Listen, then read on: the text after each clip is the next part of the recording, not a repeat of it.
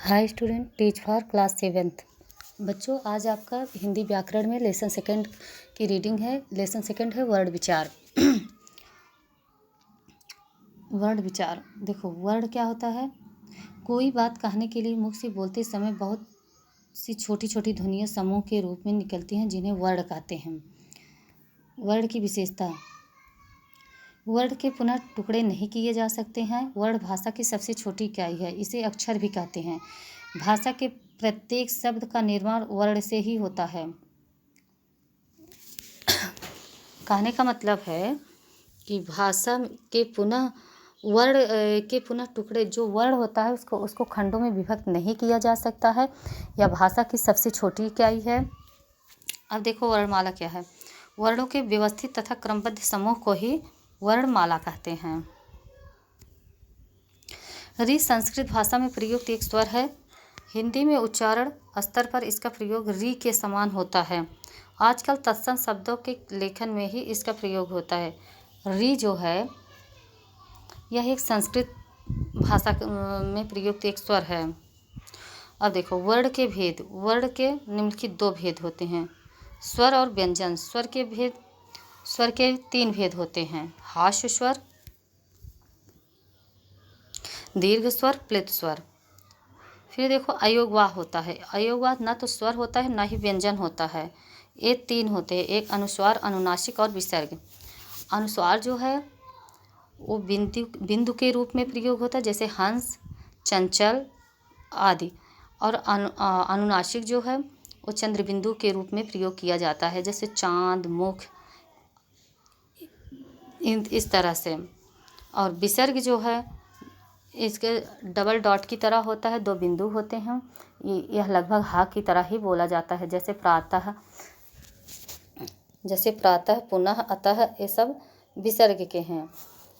विसर्ग का प्रयोग आप उन्हीं संस्कृत शब्दों में होता है जो उसी रूप में प्रचलित है। सामान्यतः विसर्ग का प्रयोग हा के समान होता है, जैसे प्रातः, अतः आदि।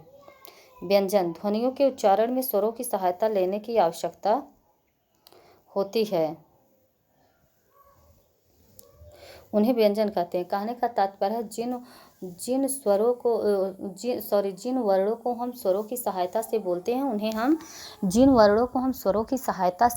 उन्हें हम व्यंजन कहते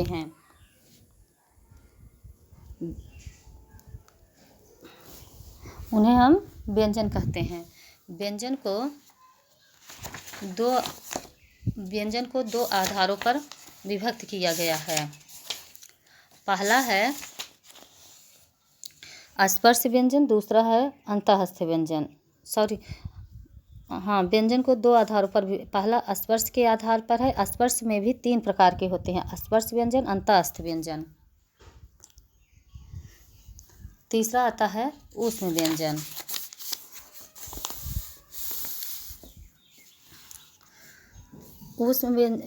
दूसरा है श्वास की मात्रा के आधार पर, जिसमें अल्प प्राण व्यंजन आता है। देखो, अल्प प्राण होता क्या है? अल्प प्राण क्या होता है? अल्प प्राण व्यंजन जिन व्यंजनों का उच्चारण करते समय श्वास वायु की मात्रा कम और कमजोर होकर बाहर निकलती है, उन्हें अल्प प्राण व्यंजन कहते हैं। प्रत्येक वर्ग का पहला, तीसरा और 5वां व्यंजन जो है और अंतःस्थ व्यंजन तथा ऊष्म व्यंजन को छोड़कर अल्प प्राण कहलाते हैं। और दूसरा है महाप्राण। महाप्राण क्या है? वर्ग का दूसरा और चौथा व्यंजन जो है वह महाप्राण कहलाता है। फिर उसके बाद आता है संयुक्त व्यंजन। 2 व्यंजनों के संयोग से बने वर्णों को संयुक्त व्यंजन कहते हैं। संख्या में 4 होते हैं: छ, त्रंग, ज्ञ और स्त्र। फिर आता है द्वितीय व्यंजन और आगत व्यंजन। द्वितीय व्यंजन क्या है? समान अर्थ वाले व्यंजन जब शब्द में 2 बार प्रयुक्त होते हैं उन्हें द्वितीय व्यंजन कहते हैं, जैसे डिब्बा, अब्बा, कुत्ता, पत्ता आदि। फिर है आगत वर्ण। कुछ वर्ण अन्य भाषाओं जैसे अंग्रेजी, अरबी, फारसी आदि से आकर हिंदी भाषा में मिल गए हैं, उन्हें आगत वर्ण कहते हैं, जैसे आ, जा, फ, ख, ग आदि।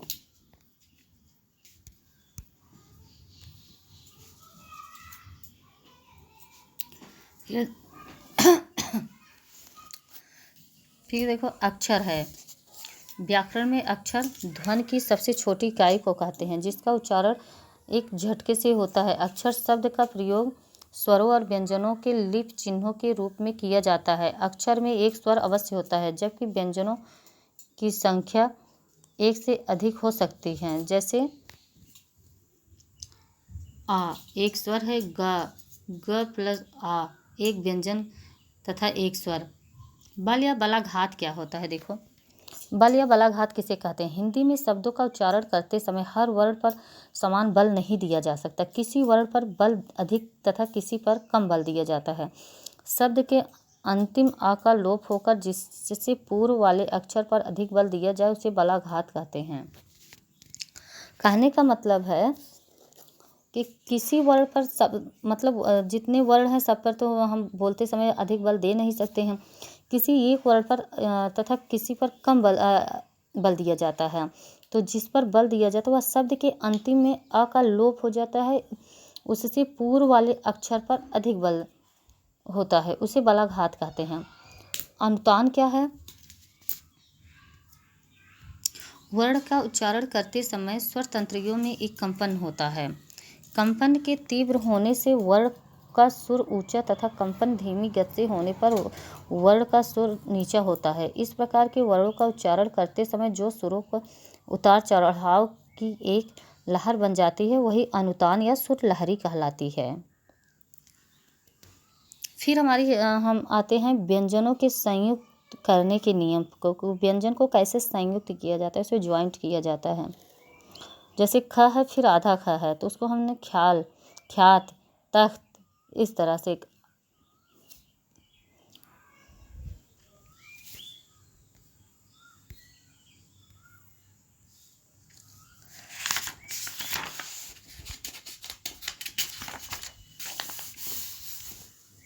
फिर आता है देखो व्यंजन। व्यंजन का हल रूप संयुक्ताक्षर से बने कुछ व्यंजन।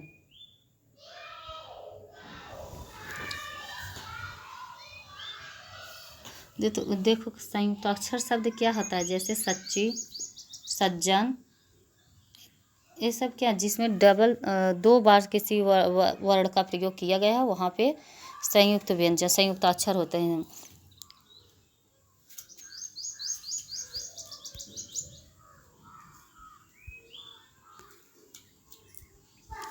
देखो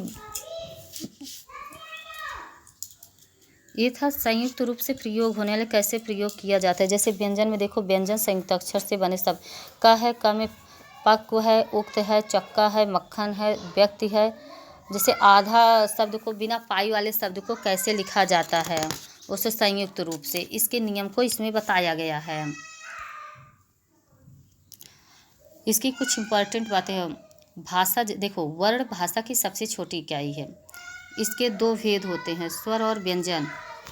जिन वर्णों को बिना किसी अन्य वर्ण के स्वतंत्र रूप से बोला जाता है उन्हें स्वर कहते हैं।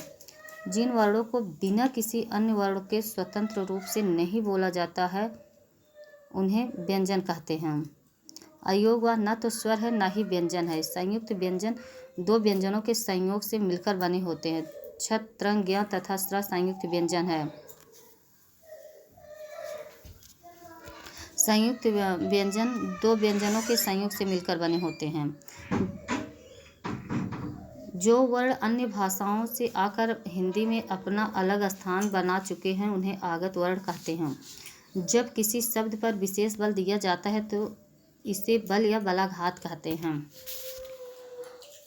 बच्चों ये आपका सेकंड लेसन वर्ण विचार जो था वर्ण के बारे में बताया गया। वर्ण कितने प्रकार के होते हैं, स्वर और व्यंजन क्या होता है, इन सब के बारे में बताया गया है। इसके पहले भी आप पहले ही क्लासों में पढ़ चुके हैं तो आपको ज़्यादा कुछ बताने के नहीं, सिर्फ रिवीजन के तौर पे आपका हो गया है। इसे रिवाइज करके ही समझिए क्योंकि ये कोई नया चीज़ नहीं पढ़ाया जा रहा है आपको। और इसका क्वेश्चन आंसर आपको व्हाट्सएप पे मिल जाएगा। और कॉपियों को कंप्लीट करते चलना। अगली क्लास में हम फिर मिलेंगे। Thank you.